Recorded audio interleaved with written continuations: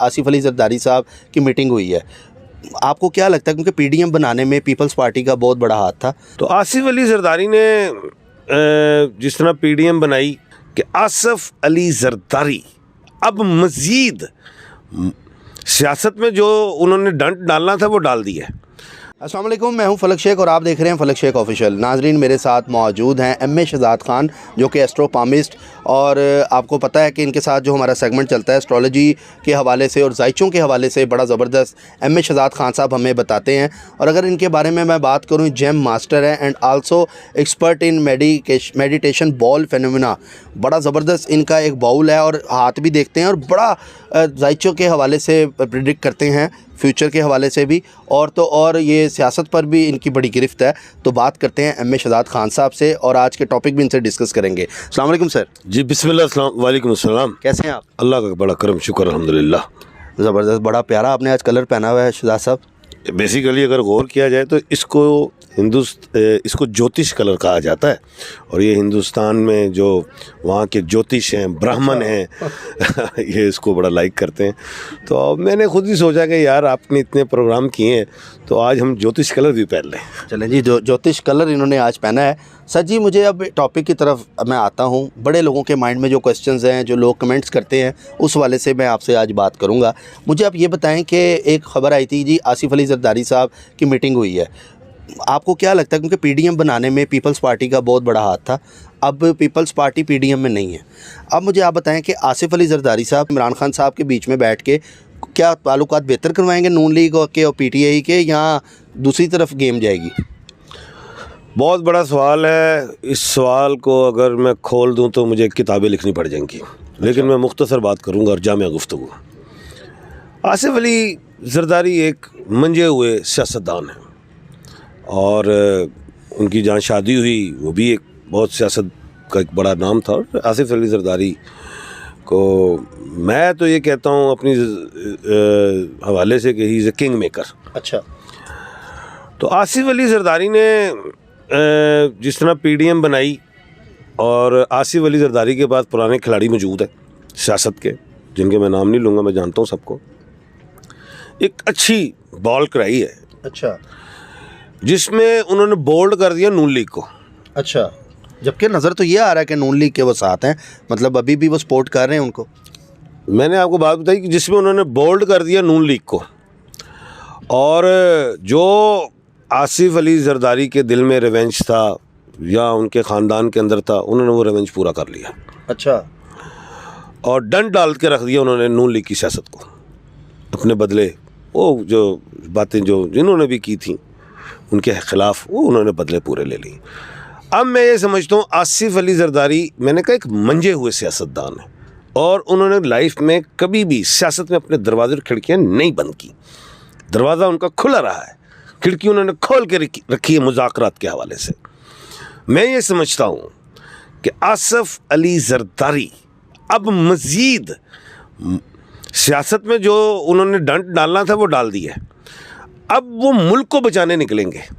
अच्छा। और उस मुल्क में बचाने के लिए अपना पॉजिटिव किरदार अदा करेंगे, और जिसमें खान की बातों को भी की इज़्ज़त रख लेंगे, और जो पीडीएम के हवाले से है, पीडीएम के जो मेरे ख्याल से जो चेयरमैन हैं, जो उनके जो लीडर हैं, वो मौलाना फजल रहमान साहब हैं, तो उनको भी थोड़ा सी ग्राउंड दे देंगे, एज देंगे। सर, वो अपने लिए कुछ नहीं करेंगे? वो नहीं चाहेंगे कि इलेक्शंस हो, पीपल्स पार्टी जो है वो आगे है, बिलावल वज़ीर आज़म बने?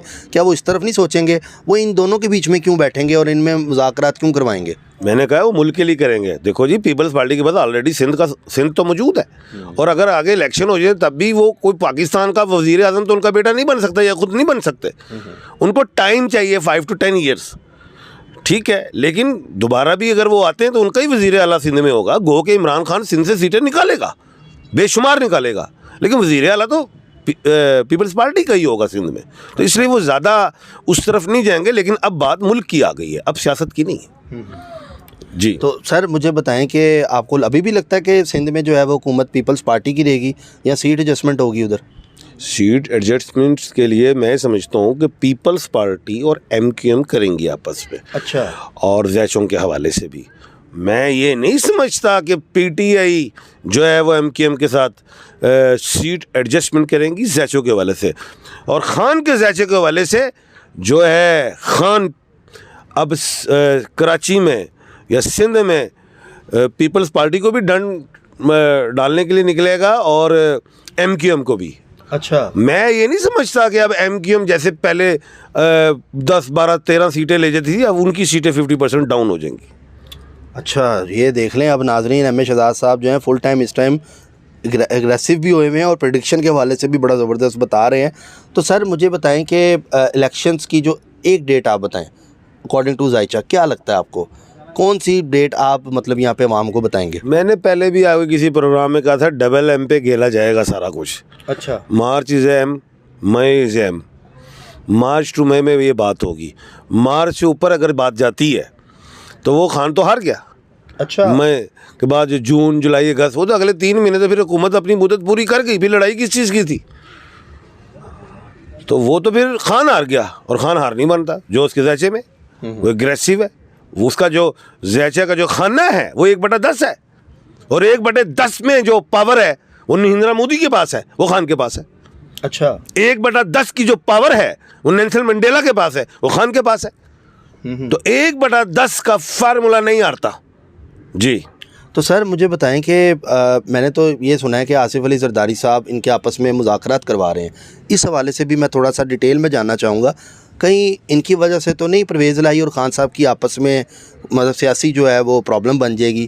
क्योंकि बड़े लोगों ने बात की कि जब ख़ान साहब ने वो अपना ख़िताब किया तो उसमें राइट साइड पे जो परवेज़ लाई साहब बैठे हुए थे तो वो खुश नहीं थे ख़ान साहब के ख़िताब से, और बाद में बयानात भी आए उनकी तरफ से। देखिए, बात यह है कि वो बात कुछ और है, लोगों ने इसको सियासी रंग दे दिया। तो बाद में जो करना चाह रहा हूँ, जिस तरह अगर जरदारी साहब जो हैं वो मंजे हुए खिलाड़ी हैं, इस तरह चौधरी बरादरान जो हैं वो भी मंजे हुए खिलाड़ी हैं, इसी तरह शेख रशीद भी मंजे हुए खिलाड़ी हैं। तो बात तो इसी ट्रैक पे, और फजलुर रहमान भी मंजे हुए खिलाड़ी हैं। अच्छा, तो बात तो इन 3-4 लोगों में घूमेगी। तो बात का है कि अब जो मामला होगा वो सियासत के लिए नहीं होगा, मुल्क के लिए होगा। अच्छा, और अगर ये नहीं मानेंगे तो फिर मैं साफ कह रहा हूँ मार्शल है।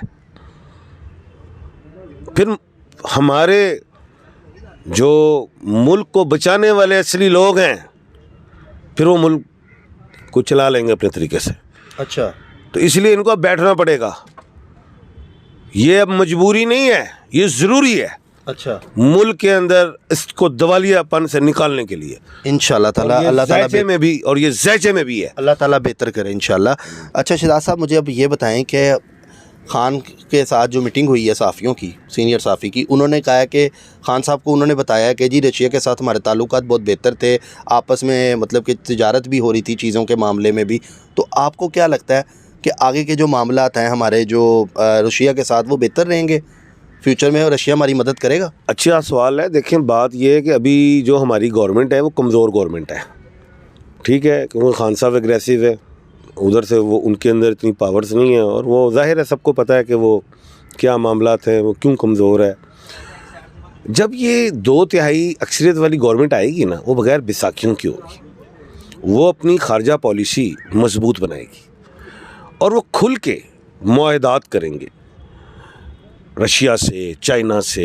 जैसे हिंदुस्तान की खारजा पॉलिसी मजबूत है, जैसे तो हमारी खारजा पॉलिसी मजबूत होगी। लेकिन फिर वही बात आ गई जो मैंने पहले कही थी, ये सारे मामले अगस्त के बाद हैं, क्योंकि हमारे मुल्क के पाकिस्तान की जो आँखों के लश्कारे हैं वो अगस्त के बाद चमकेंगे इंशाल्लाह ताला। और सर हुकूमत अच्छे फ़ैसले कहाँ पे करती हुई नज़र आ रही है? हुकूमत तो चाहती है कि हम फैसले अच्छे करें, पैसा नहीं है। अब वो एक तरफ खान साहब उनको टाइम नहीं दे रहे, खान साहब को पता है ये क्यों आए हुए, क्या मकसद है, क्या, वो तो खान साहब की मर्ज़ी है। मैंने तो अपनी ना सियासत से बात करनी, ना कानून से, सितारों के हवाले से बात करूँगा। हुकूमत रिलीफ नहीं दे सकेगी, देना चाहेगी, लेकिन तो खान साहब अगर आते हैं तो वो भी रिलीफ देना चाहेंगे, अगर ना दे सके फिर इस वजह से कि पैसा नहीं है। 2/3 अक्सर से आएंगे, अवाम का इत्मीनान उनके पास होगा तो दुनिया भी इत्मीनान खान पे करेगी। तो सर इत्मीनान के लिए पैसा भी तो ज़रूरी है ना? मैंने ये कहा है, दुनिया इत्मीनान करेगी, फौरी पैसा आ जाएगा, और ओवरसीज़ पाकिस्तानी के आ जाएगा पैसा, हमारा मुल्क खड़ा होना शुरू हो जाएगा। चलें देखते हैं शहजाद साहब की जो ये प्रेडिक्शन है किस हद तक ठीक होती है, क्योंकि अगस्त के बाद ये कह रहे हैं ये भी पाकिस्तान बेहतर होगा। अब देखते हैं, अल्लाह ताला के हाथ में सारी चीज़ें हैं, क्योंकि अल्लाह ताला ही बेहतर फ़ैसला करने वाला है। ये सिर्फ सितारों के हाल से अपना ये बता रहे हैं, तो हम तो पाकिस्तान के लिए बेहतरीन चाहते हैं कि बेहतरीन से बेहतरीन हो। आप कमेंट सेक्शन में नाज़रीन पाकिस्तान जिंदाबाद लाजमी लिखा करें, ताकि एक मैसेज अच्छा जाए बाकी जो नाज़रीन देखने वाले हैं, और पाकिस्तान जो है वो तरक्की की तरफ जाए बेशक। जी सर, मैं आखिर में ये बात करूँगा, गो के मुझे बेशुमार कमेंट्स आए लोगों के। मैं पॉपुलेशन पे बात करता हूँ तो लोग कहते हैं कि जी कुछ अच्छे लोग कमेंट्स करते हैं, यानी कि 90% लोग मेरी पॉपुलेशन वाली बात को मानते हैं और 10% थोड़ा सा अड़ते हैं। मैं यही कहूँगा, देखें बात यह है कि अगर रोटी एक हो और बच्चे 4 हों तो आप एक रोटी को 4 बच्चों पे कैसे खिला सकेंगे? सारे भूखे रह जाएंगे। गो के रिज़्क तो अल्लाह ही ने देना, इसमें कोई शक नहीं है। जान भी अल्लाह ने दी, मौत भी अल्लाह ने लेनी है। अल्लाह पाक ने तो सफ़र, रिज़्क, शादी, ब्याह, ये सारी मौत, पैदाइश अल्लाह के हाथ में है। लेकिन इंसान को अल्लाह पाक ने छोड़ दिया, अशरफुल मखलूक़ात बनाया है वो इस बुनियाद पे कि वो सबसे आगे है। तो हमने तो अपनी अकल को भी इस्तेमाल करना है। और अब मैं घर में लेट जाऊं और कहूँ जी मैंने अल्लाह पाक पैसे दे दे, और भाई मैं एफर्ट्स, ठीक है एक्सेप्शनल केसेस हो जाते हैं, समटाइम छत पड़ जाती है, समटाइम ज़मीन खोदो तो सोना निकल आता है, लेकिन ये एक्सेप्शनल्स हैं, मेहनत तो करनी होती है। ऐसा ही है। तो हमें ये भी सोचना है कि हमने अपनी मैनेजमेंट्स को कैसे कंट्रोल करना है, अपनी पॉपुलेशन को कैसे कंट्रोल करना है, हमने अपने बच्चों को रिस्क और उसके अलावा उसको एजुकेशन, उसको नौकरी के कैसे मौके फ्राहम करने। काइंडली पॉपुलेशन को कंट्रोल करो, मुल्क तरक्की कर जाएगा इंशाल्लाह ताला। सर बहुत शुक्रिया आपके टाइम का, आपने बड़ा अच्छा आवाम को यहाँ पर बताया। नाज़रीन मैं जाते थे ज़रूर कहूँगा, जो करता है अल्लाह करता है, अल्लाह जो करता है वो बिल्कुल ठीक करता है। पाकिस्तान पाइंदाबाद, पाकिस्तान जिंदाबाद, और पाकिस्तान का ही बेहतर हो। अपने मेज़बान फलक शेख और एम ए शहजाद खान साहब को दें इजाज़त, मिलते हैं अगली वीडियो में। अल्लाह हाफ़िज़।